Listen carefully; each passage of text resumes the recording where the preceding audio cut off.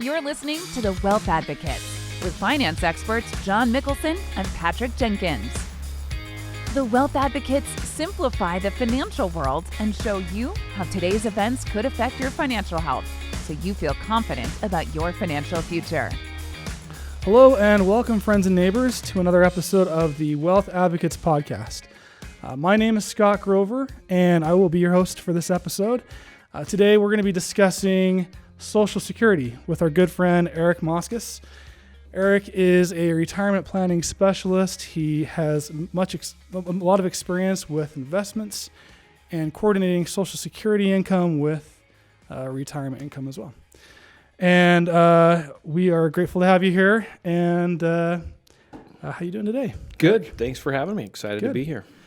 Good. So when we talk about retirement planning, how big of a deal is Social Security with all the other investments that we look at? So I would say it's a huge deal. In fact, oftentimes when we break retirement planning into two categories, retirement planning and income planning. So retirement planning is more for the, call it 25 to 55-year-old who is saving for retirement.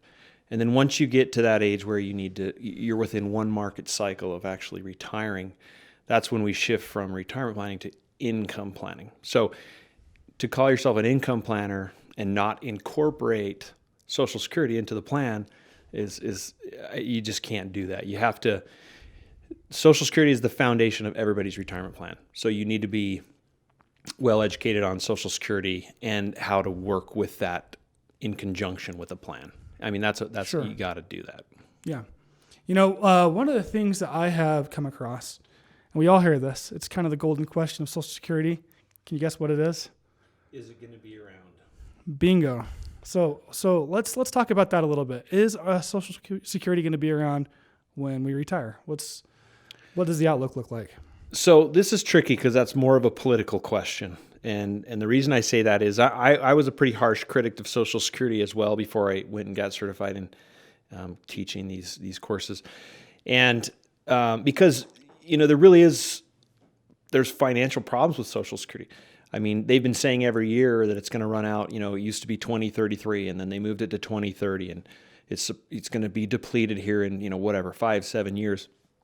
And so there's obviously a problem there with Social Security. But here's what I've kind of come to believe. We have problems and there's going to need to be changes. But if you're within 10 years of retiring, I'm confident you'll get the benefit that you've been promised on your Social Security statement. They can't change the rules in the fourth quarter for these people getting ready to retire. So what I would say is we do have problems. They need to be addressed. They need to be fixed. If you're retiring within the next 10 years, I'm confident the dollar amount they promise you on your statement, you're going to get. Now, could they do things like reduce your inflation adjustment to that? Yeah. The way they're going to fix Social Security, though, I'm convinced, for what it's worth, is they're going to have to go to my generation and the people after me, and that's where they'll make the changes. So if they make no changes, Social Security will be depleted here in the next 10 years. But they can, from what they collect in taxes, they can pay 80% of all benefits all the way to 2069. So we can meet most of the obligation if there's no changes. And then by making a few tweaks, like going to my generation and your generation and saying, you know what, you can't take early Social Security at 62 anymore. You've got to wait till 64. And your full retirement age of 67 or 68 is now 70. They can probably shore up a lot of those deficits. So I think there will be changes for us, but for people who are knocking on the door of retirement, they're not going to change it. Yeah. So it's fair to say that, based off of whatever age you are right now, the answer is different. True. Very different. And again, going back to why is it political? Because at the end of the day, it's politicians who would change Social Security. And you have to ask yourself, are they going, the largest voting segmentation of our population, they're on Social Security. Yeah. Is anybody going to come in and take that away? I don't think so. Yeah. Well, all the more reason to get involved and know what's going on in politics. Definitely.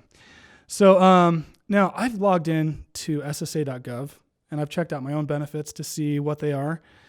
How is that calculated? Can you speak to that a little bit? How do we know how accurate those numbers are? How do they come up with those numbers? Can you tell us a little bit about that? So it's kind of a complicated calculation, and if you look it up on SSA.gov, it's like a page-long algorithm. But in a nutshell, they take your indexed average income the last 30 years, highest to lowest. Okay, so I'll give you an example of the question I'm commonly asked to kind of give you an idea of how this works. A 62-year-old will say to me, I'm going to retire at 62, but I'm not going to turn on my Social Security till 66. So I'm going to post 4 zeros as annual income. Is that going to hurt my benefit? Very, very common question. And the answer is no, it's not going to hurt it because those zeros will drop to the very bottom of your last 30 years of earnings.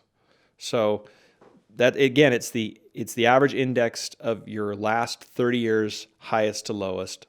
It's an easy way to think of it. If you want to go to SSA.gov, you can look up the algorithm. It's about a page long. Yeah, I thought it was pretty interesting to see the history on mine. I also wanted to make sure when I saw mine that the numbers were correct, because there's a chance that maybe there's something that's not correct that you need to let the IRS know about. It happens. Yeah, it happens. So there's another question that is very commonly asked, and that is, when do we take Social Security? Some people will say take it as early as you can because, like we talked about earlier, we don't know if it's going to be there. There's a lot of conspiracy around that. And others will say, let's wait until you get the maximum benefit you can get. Can you give us some pros and cons on taking it early versus taking it later? Yeah. So we have a presentation. It's the 7 keys to maximizing your Social Security, and it's one I do all the time. It draws large crowds, and everybody wants to find out the answer to that question. And the reality is it's complicated because there's 2 components. There's the mathematical component, and then there's the emotional component. So I will tell you this. 80% of people right now are filing early at 62, and it's because they're afraid it's going to change or go away. And that needs to change because I don't think everybody should be filing early. Not that filing early is wrong. I just think more people should be waiting to get their full benefit. But basically, in a nutshell, the break even for Social Security, and what I mean by that is if you can figure out your longevity, let's assume that I look at my family history and I decide there's a good chance I'm going to live past 83. If that's the case, by deferring my benefit to full retirement age or later, I'm going to maximize my Social Security. If I looked at my family history and I didn't think I was going to make it to 83, I should file at 62 to maximize. So mathematically speaking, if you have longevity, you're going to get more Social Security by deferring. If you don't have longevity, you're going to get more by filing early. That's the mathematical component. But the thing you have to take into account is the math might tell you to wait till 70, but you don't want to wait. You want to start at 62. I'm going to be more agile and mobile at 62, and I want to travel and see the world. And so it's an art that a planner has to kind of take into account and make you aware of the math and the emotional side of like, what is it you want to do? But basically, in a nutshell, deferring if you have longevity will maximize, and if you don't have longevity, filing early will maximize. That is a great answer. And it's definitely always a struggle trying to decide between the emotional side and then the numbers side. But I think that's why this conversation is very valuable, because there's a lot of myths, and some people are so confident on one end and so confident on the other. And, it's not. What we're seeing with Social Security is it's definitely not as black and white. Well, let me give you just a quick example of what I'm talking about, math and emotion. Yeah. We had a couple come in with longevity. Both parents are alive in their 90s. And so deferring till 70 made the most sense to maximize, okay? But in order to defer till 70, it required this individual to draw down their IRA to get to 70. So as their husband and wife are going through this scenario, as this husband is seeing his IRA account go down and down and down, he's freaking out and saying, quit spending money. We're not going on any more trips. You can't go out with your friends anymore. We're not going to lunch. And so like this emotional, like seeing a depletion of his IRA was making him and his wife miserable. So even though the math said wait till 70, he was a wreck. So in that one, we just changed and said, you know what, let's file right now at full retirement age and not defer because he was driving his wife nuts. Yeah, it sounds like the peace of mind was taking a toll there for him. So along with knowing when to pull the money out, when to start taking Social Security benefits, how to incorporate that with your retirement accounts, let's talk about taxes. It seems as though there's a lot of confusion around the tax, how Social Security income is taxed. And maybe speak a little bit to that and how that plays a role in retirement income planning. So, I usually have a page up here that breaks down everything. And it's actually kind of a complicated, there's 3 different math equations that kind of determine what your tax is. But again, in a nutshell, based off if you're single or filing jointly, I believe if it's, $0 to $30,000 income, you don't pay taxes. And then from 30 to, I could get the exact numbers, I think 30 to 50, 50% of your income's taxed at whatever your graded tax rate. And then anything over, 50,000 is taxed at 80% of your Social Security is taxed at your graded tax rate. And I'm just going by memory here. I'm not looking at the chart. But what I will say is that in Salt Lake City, for example, it's very common for a couple to have a $45,000 Social Security benefit. And so in determining the calculation, you take your adjusted gross income, you take out any interest you earn in tax-free muni bond funds, and then you add half of your Social Security, and that gives you your combined income. And if that number fits between these numbers, that kind of determines if you don't pay 50% of your benefits tax or 80% of your benefits tax. Well, just by taking half of the average benefit in Salt Lake, you're going to be in that 50% tax. And then if with some retirement money from rental properties or your 401k or IRA, most people that I see are paying taxes, their graded tax rate on 80% of their Social Security. And they're not planning on that. Yeah, so I think that's something to definitely take into account before you draw on your Social Security. And another reason why it's good to go over these things before you rush into it. Speaking of taxes during and taking Social Security during retirement, many times what I've seen is someone retires and then they decide, for one reason or another, they decide to go back and work part-time, maybe under their own terms and conditions. How does that affect their Social Security benefit? So this is a huge mistake a lot of people make, and that is, retiring early at 62. And then this is a very common thing that I see among our baby boomers. Retire early, I want to retire, I retire. 6 months later, I miss working. I miss the relation. It's not about, you failed in your planning, you have to go back to work. It's about being fulfilled, and I want to go back. I want to go back to work. So they go back to work. The problem is you have 12 months from the time you file to call up Social Security and say, you know what, I made a mistake. I don't want to, you can give your money back, and it's like it never happened. So if you file early, you get a penalty. 6 months into it, you change your mind, you can give your money back to Social Security, penalty goes away, and it's like it never happened.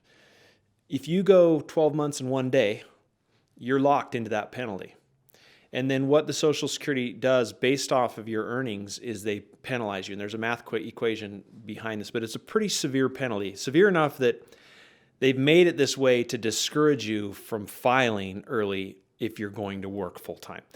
If the magic number is I think it's $17,150. So if you make less than $17,150, or maybe it's $250, then there's no problem. If you're making above that, that's where the penalty comes into play. And so if you go back to work and you make $60,000 and you're way over that penalty, after they get done with the math, they're going to carve back most of what you got from your benefit. And then for the rest of your life, you're going to have a penalty. So it's a huge, if you file early, you don't want to go back to work full time. And if you do, you want to make sure you figure this out within the first year, or it can create a huge problem. That is great information. I think that's something to definitely consider before drawing Social Security as well. We're starting to see there's a lot of trip ups that are easy to fall and get caught up into. So with Social Security, there's a lot of different scenarios. Everyone's got a different situation. This discussion is very clear that it's not cut and dry for every single person. So I kind of want to throw a few scenarios at you to get an idea of how Social Security works, let's start with someone who is a married couple where one spouse has worked but the other one hasn't. So they don't have any credits to draw on. What does the Social Security income scenario look like in that case? So for a married couple where you have a one earner and one non-earner, the non-earner, so, we often say, you have a stay-at-home spouse who does all the real work, but doesn't have earnings. Right. Do they qualify for a benefit? Yes. They qualify for 50% of their spouse's primary insurance amount, which would be their benefit at their full retirement age. So if I had a $2,000 primary insurance amount at my age 66, and I have a spouse who stayed home with the children, they would qualify for half of my $2,000 or $1,000. So when we file together, our combined benefit would be my two plus their one, $3,000. Good. Very good explanation. What about, let's say the income earning spouse passes away. What happens to the income of the widow or widower? So a couple of unique things for widows. There's generally two different widow scenarios we run into: recently widowed or widowed a long time ago. And that matters because there's some advanced strategies to help widows. Widows can file earlier than 62. So they can file at 60, and there's no more penalty than what their 62 filing penalty is. So that's the first thing. Then the other unique thing about widows are they can file for either their benefit or their spouse's benefit at 60, then refile for their own benefit or their spouse's benefit at their full retirement age, and the penalty does not follow. So it gives them the ability to file early, work part-time, make under $17,000, to get by to their full retirement age, and then go file for the higher benefit at 66. It's a way to help them transition. But that's how a widow does get their deceased spouse's full benefit or their benefit, whichever's greater, and they can file early at 60 if they want. And if they make a change, if they change from one benefit to the other, the penalty doesn't necessarily follow. That's great. Great to know. Let's talk about divorce. That's a very common scenario. What happens to a divorced couple? Let's say someone's been married for 15 years or so, and then they get divorced, and they get to the age where they can start drawing on Social Security. Did they lose all those years? Did the spouse lose the benefits? Talk to us a little bit about that. So very common question. And I always have, it seems like I have a guy run up to me after the end of every meeting and say to me, I got divorced, and if my ex-wife files, is that going to affect my income benefit? And I get that question every time I do a meeting. And so here's how divorce works. If you're single at retirement age and you were married to someone for 10 years, and it doesn't matter how much time has passed. It could have been 20 years ago, 30 years ago. If you were married to someone for 10 years, and at the time you go to file, you're single, you can have either your full benefit or half of their benefit, whichever's greater.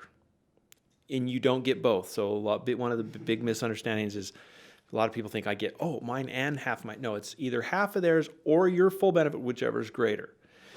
But you have to be single. If I've remarried, my benefit's now determined on my new spouse. Okay, so is there any period of time? Does not matter? Doesn't matter. Okay. I can't go to a divorced spouse if I'm currently married. So I have to be single. The other thing that's important to understand here, I tell the people that come to my workshops, if you're friendly with your divorced spouse, call them and see what their benefit is and do the math. It doesn't hurt them. If an ex-spouse files against my benefit, it doesn't hurt me or my current spouse. So there's no reason to get nasty about this. Yeah. Just call your spouse and ask them. If you don't want to, if you don't have a good relationship, you can provide a marriage certificate and a divorce decree to Social Security, and they can provide those numbers for you. But there's no reason to not share this information, and don't be worried if a spouse files on you. It doesn't affect you.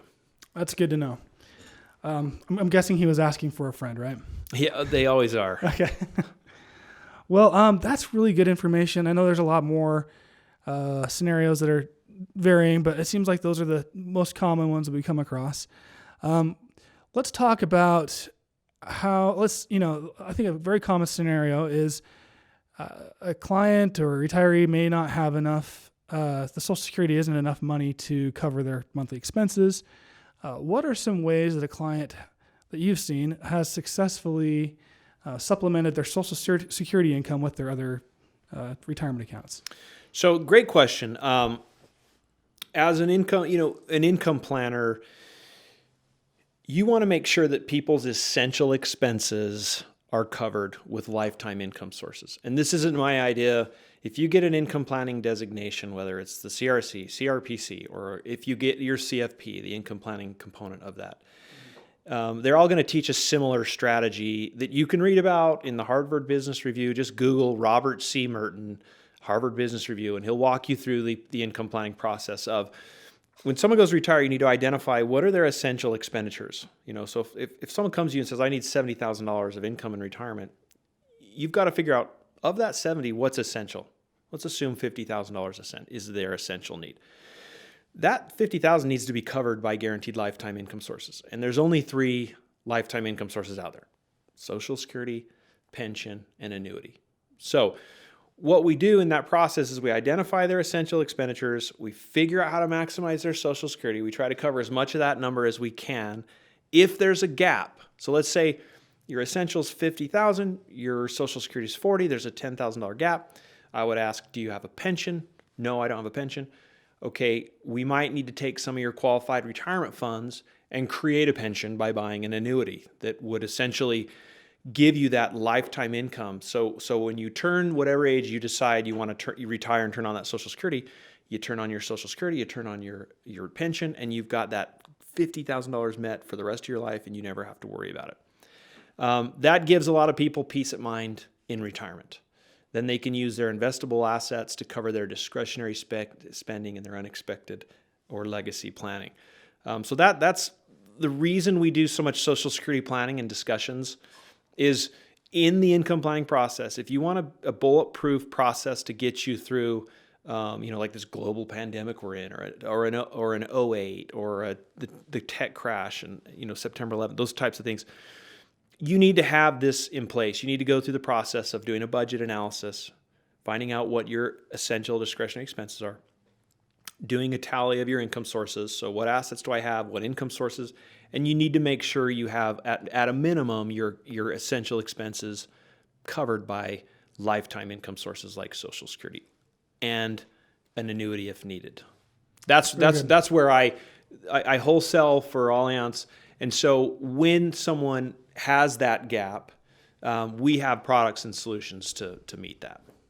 Very good. I that's a great segue out of the podcast. I think if any of you have any questions on how to coordinate your Social Security with retirement planning, we've got a well of knowledge here at Wealth Advocates, and Allianz has been great to have you here with us. We appreciate your time, Eric, and it's been a great discussion. And thanks for tuning in to the Wealth Advocates podcast, and we hope to see you guys again soon.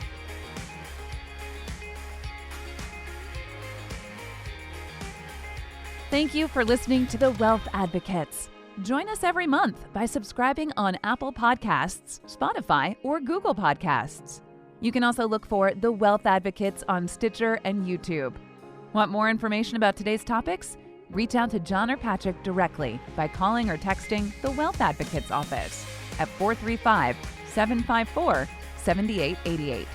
Learn more about the Wealth Advocates and how they can help you by visiting www.wealth-advocates.com. Securities offered through registered representatives of Cambridge Investment Research Incorporated, a broker-dealer member FINRA SIPC. Advisory services offered through Cambridge Investment Research Advisors Incorporated, a registered investment advisor. Wealth Advocates and Cambridge Investment Research Incorporated are not affiliated.